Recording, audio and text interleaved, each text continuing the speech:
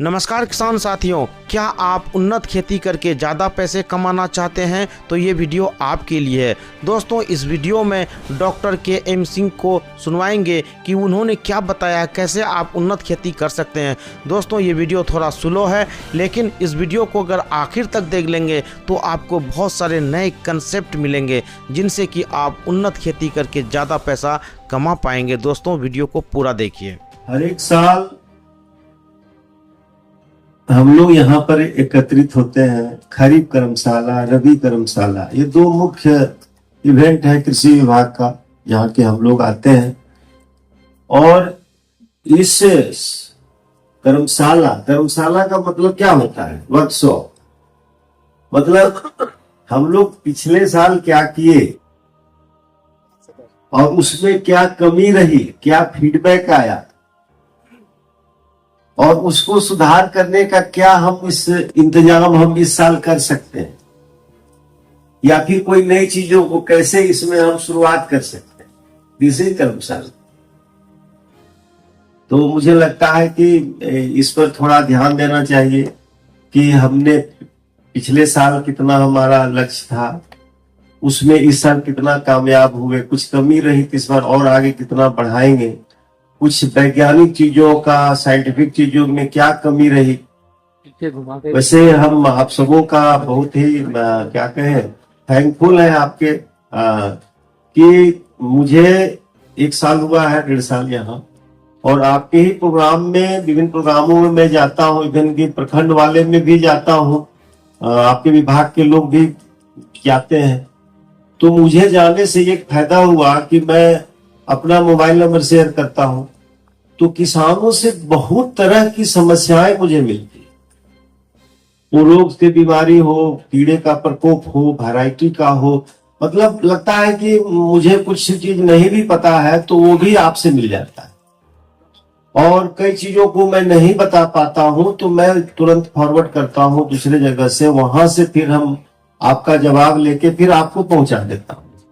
तो मेरी यही कोशिश रहती है कि आप कृषकों की जो समस्याएं हैं, तकनीकी समस्याएं, उनका समाधान कृषि विज्ञान केंद्र कैसे करे, और उसमें हम लोग सफल भी हो रहे हैं। और लगभग जितने प्रखंड आपके हैं सब जगह लगभग हम भी गए हुए हैं, वहां के लोगों से मिले हैं, हमारा भी कार्यक्रम चल रहा है कई जगहों पर।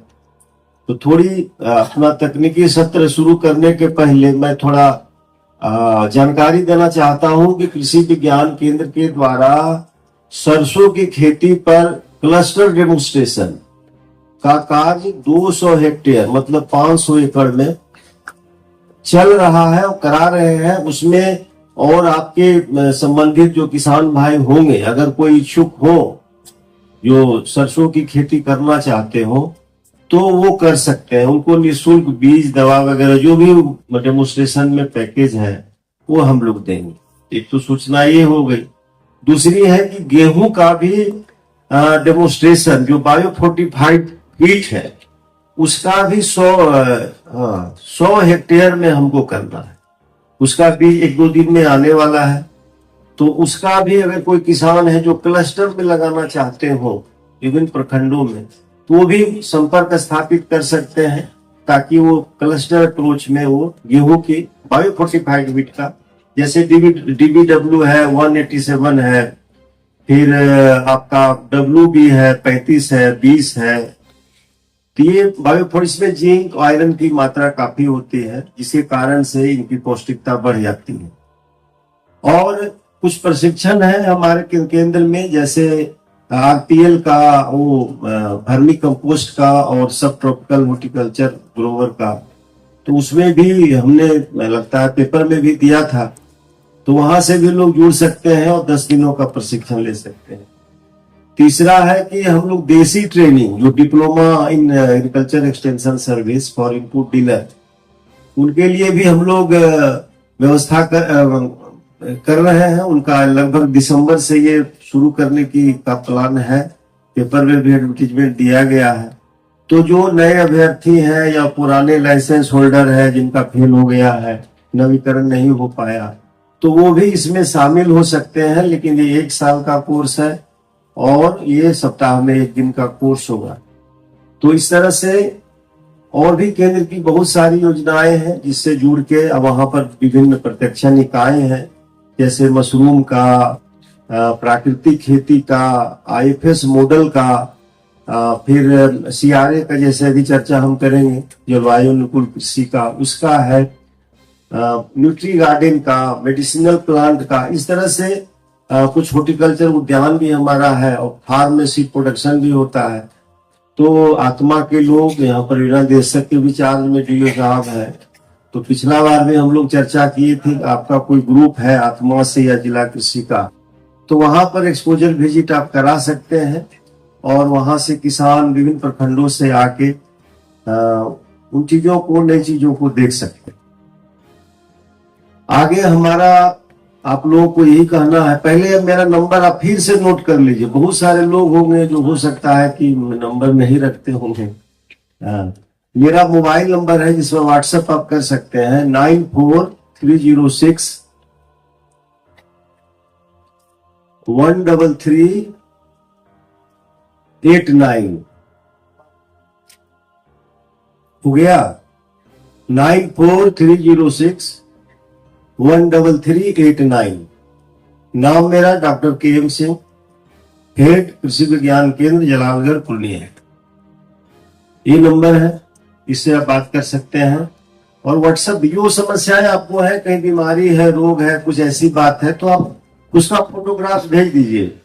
उसके बाद उसका हम समाधान उसी में लिख देंगे, या कोई विशेष परिस्थिति होंगे तो हम लोग वहां पर विजिट भी कर सकते हैं। आगे अभी हमारे गोविंद जी ने ठीक कहा कि हो सकता है हमसे आप लोग ज्यादा जानकार, क्योंकि फील्ड में रहते हैं, अनुभव आपको ज्यादा होता है, कई तरह की चीजें, नई नई चीजें आती। तो क्योंकि ये प्रकृति है, तो प्रकृति में विभिन्न प्रकार की समस्याएं पैदा होती रहती है। अभी जैसे मैं बताऊं कि हम लोगों ने खरीफ सीजन में तिल की खेती करा, तो इसमें हम लोगों ने 100 ड्यूरेशन वैरायटी लगाया तिल का, कृष्णा। और जूनागढ़ जाके हमने 2 वैरायटी मंगाया, गुजरात तिल 5, गुजरात तिल 6। एक कराची से हमने वैरायटी मंगाया था कांके सफेद। तो ये 4-5 वैरायटी को हम लोगों ने सीड प्रोडक्शन में रखा और ट्रायल में भी लगाया था। तो उसमें एक बीमारी होती है फाइलोडी की। इसमें क्या होता है, उसका जो फ्लोरल पार्ट होता है लीफ में बदल जाता है। तो इसमें देखा गया जो जूनागढ़ की जो वैरायटी थी 5 और 6, उसमें काफी प्रकोप था। और जो हमारी कृष्णा वैरायटी, जो पुरानी वैरायटी काली तिल, उसमें कुछ भी नहीं था। और ये कांके सफेद में भी उसका इन्फेस्टेशन कम था। तो इस प्रकार से कुछ ऐसी वैरायटी है जिनमें बीमारियों का प्रकोप कम होता है। जैसे मसूर की अगर बात करेंगे तो अभी भी एक पुरानी वैरायटी है जिसको बोलते हैं अरुण। तो थोड़ा सा गोल्ड साइड होता है, लेकिन उसमें सूखने वाली बीमारी नहीं होती है। ये सूखता रोग लगता है, उसका पौधा ही सूख जाता है।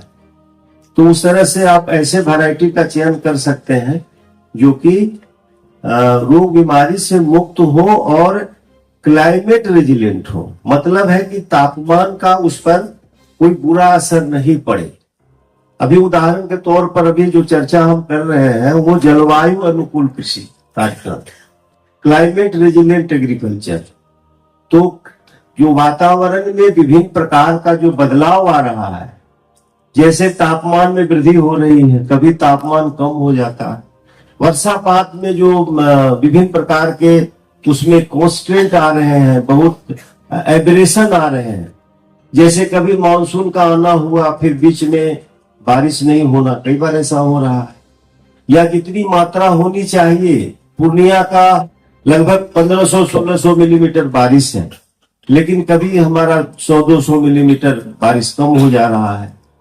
तो ये जो चेंज आ रहा है तीनों चीजों में, कितना इंटरवल में गैप हो रहा है जिसको बोलते हैं ब्रेक। दूसरा है कि हमें कितना अमाउंट आना चाहिए, एवरेज रेनफॉल, वो नहीं आ पा रहा है। और पौधों को जिस अवस्था में बारिश चाहिए उस अवस्था में पौधे को पानी नहीं मिलता। इस कारण से जो उसकी फिजियोलॉजी है वो कंप्लीट नहीं हो सकती। तापमान का बुरा असर, अगर हवा का तेज गति से चलना है, चक्रवात का आना है, आंधी तूफान आना, हर एक चीज का बुरा असर पौधों पर पड़ता है। तो इससे बचने का एक ही, इसीलिए कहते हैं, इसको कहते हैं क्लाइमेट रेजिलेंट। रेजिलेंट का मतलब होता है कि आवर प्रिपेयर्डनेस, हमारी तैयारी। जैसे हम यहाँ पर आए हैं, अगर एसी चल रहा है, ठीक है, एसी नहीं चल रहा है तो हम तैयार रहे कि गर्मी भी बर्दाश्त कर सके, ठीक है। तो पौधों को जब हम लगाते हैं तो वहां पर अगर वातावरण इस तरह का है कि वहां पर सूखा पड़ने वाला है तो हम सहभागी धान को लगाएंगे। अगर बाढ़ आने वाली है तो हम स्वर्णा सब वन लगाएंगे, या फिर सबौर संपन्न धान आई है उनको लगाएंगे।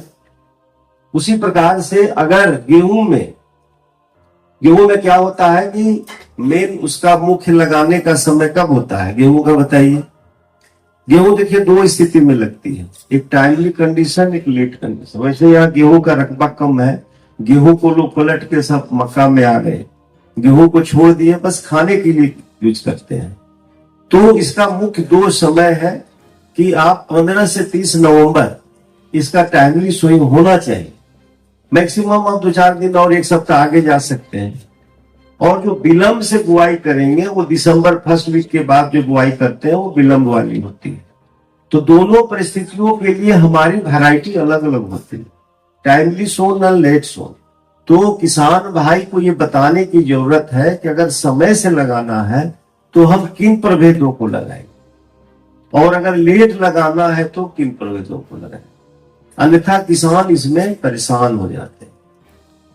जैसे हमने ये कहा DBW187 है ना, तो ये हम लोग दोनों परिस्थिति में लगाते हैं, समय में भी लगाते हैं, विलंब से भी लगाते हैं, इसको भी लगाते हैं। और बहुत सारे प्रभेद हैं, जैसे HD 2967, ये टाइमली के लिए लगाएंगे, वो अच्छा उपज देगा, ठीक है। और अगर विलंब में लगाना है तो बहुत सारी वैरायटी है जिसको कि आप विलंब कंडीशन में आप लगा सकते हैं, ठीक है। तो क्यों इसलिए करते हैं कि जो विलंब वाली वैरायटी होती है वो पछुआ हवा का प्रकोप या टेम्परेचर राइज होने का उन पर बुरा असर कम पड़ता है, इस कारण से दाने श्रीवल नहीं होते। तो इस तरह से एक तो हुआ कि हम जलवायु अनुकूल कृषि में जो तापमान में वृद्धि हो रही है, वर्षापात के कारण जो उसका असर पड़ रहा है, कमी का, नमी के कारण, मॉइस्चर के कारण, और वायु की गति से या फिर आर्द्रता से, रिलेटिव ह्यूमिडिटी बहुत ज्यादा हो जाएगा तो क्या होगा, उसका भी असर। आप जैसे उदाहरण के तौर पर आलू की खेती यहाँ काफी होती है। तो हर एक फसल का एक तापमान होता है कि उसके जर्मिनेशन से लेके उसका ट्यूबर फॉर्मेशन, कंद फॉर्मेशन से लेके मैच्योरिटी तक का एक टेम्परेचर रेंज होता है कि उसी तापमान पे वो उसका अच्छा ग्रोथ होगा। जैसे अगर आलू की बात करें तो उसका ट्यूबराइजेशन कितना डिग्री पर होता है, 16 से 17 डिग्री, 18 डिग्री पर उसका अच्छा टेम्परेचर होता है। अगर वहां पर टेम्परेचर राइज हो जाए या उससे नीचे चला जाए तो उसका जो कंद का फॉर्मेशन ठीक से नहीं। तो हमें क्या करना है, हमें करना ये है कि आलू के लगाने का समय क्या है, उसी समय से लगाएंगे। और उसके प्रभेदों का चयन हम कैसे करेंगे, जैसे एक होता है अगात, ठीक है, दूसरा होता है मीडियम और तीसरा लेट। तो जो अगात वाले होते हैं वो 80 से 90 दिन में तैयार हो जाएंगे, जो मध्यम होंगे वो 100 से 110 दिन में तैयार हो जाएगा, अब विलंब वाला 120 दिन में तैयार।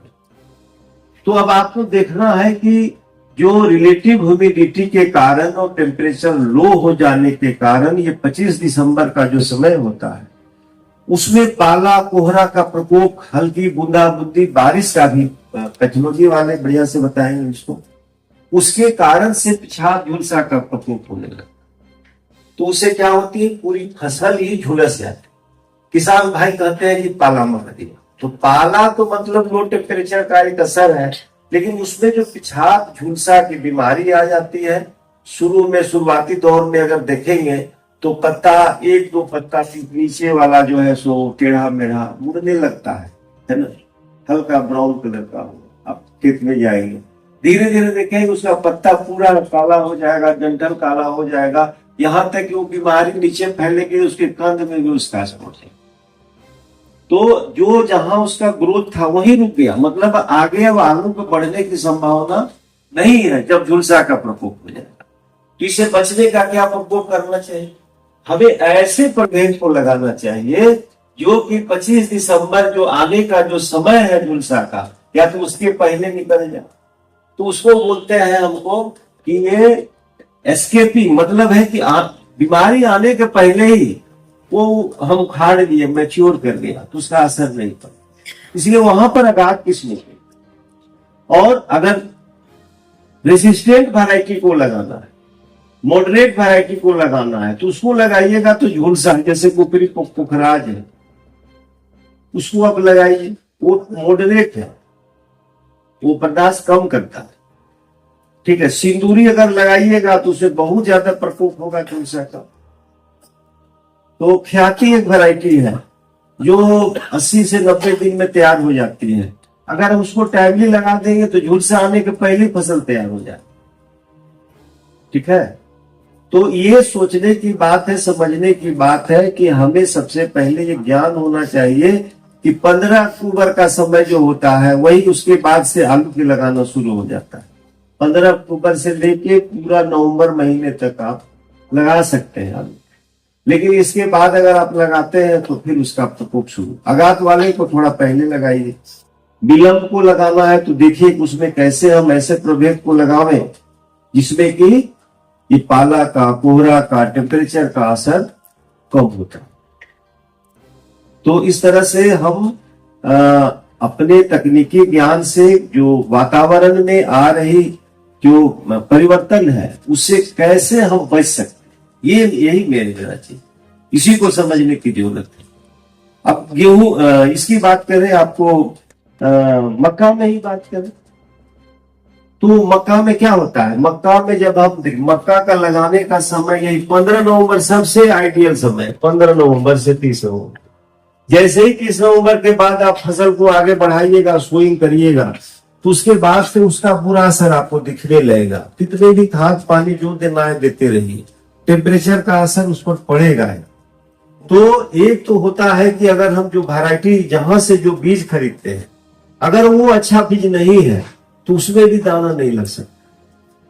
दूसरा है कि हमारा प्रबंधन, मैनेजमेंट ऐसा होना चाहिए कि उसमें किसी प्रकार से कमी नहीं रहे ताकि हमारे दाने श्रीभेल नहीं हो या दाना नहीं हो। इसके लिए ये थॉट कहता है, वैज्ञानिक थॉट यही कहता है कि आप अच्छे बीजों का प्रयोग करिए। पहला, अच्छे बीजों का प्रयोग करिए जो कि हर एक प्रकार से मुक्त हो, रोग बीमारी से मुक्त हो और हाई एंडिंग हो, उपज अच्छी दे, हाइब्रिड ही हो तो वो अच्छी बीज हो, नंबर 1। दूसरा है उसका न्यूट्रिएंट मैनेजमेंट। मक्का में आप कितना देते हैं खाद, उसका जो पोषक तत्वों का डोज है 150-50 KG nitrogen, phosphorus, potash 1 hectare. 1 hectare बराबर 2.5 एकड़, इतनी देना है। जिसमें से क्या करना है, जो नाइट्रोजन की आधा मात्रा, फॉस्फेट पोटास की पूरी मात्रा, और जो आधा नाइट्रोजन है जब घुटने भर का हो जाता है उसमें 25%, माने आधा का आधा। और फिर जो टेसलिंग और सिल्किंग स्टेज आता है, बाली निकलती है, उस समय कर देना चाहिए। उससे क्या होता है कि पौधों को सही समय पर उसको पोषक तत्व मिल जाए। इसके अलावा और क्या देना चाहिए, ये जो एनपीके तो दे ही रहे हैं, इसके साथ साथ हमको जिंक का और बोरन का प्रयोग। जिंक का मतलब जिंक सल्फेट 20 से 25 केजी प्रति हेक्टेयर। अब बोरन कितना देना है, बोरन 4 किलो प्रति एकड़ या 10 किलो प्रति।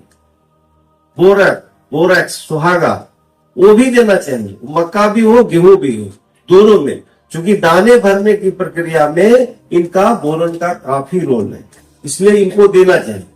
अब कुछ ऐसे बायो फर्टिलाइजर हैं जिनको की प्रयोग हम नहीं करते हैं, गोबर की खाद का प्रयोग नहीं करते, तो मक्का के किसानों को ये सलाह दी जाती है कि बुआई के पहले जब खेत की तैयारी करते हैं उसी समय 6 से 10 टन गोबर की सड़ी हुई खाद को मिट्टी में दें और उसके साथ साथ एजोटोबैक्टर, एजोस्पिरिलम, पीएसबी है, इन चीजों जो बायो फर्टिलाइजर है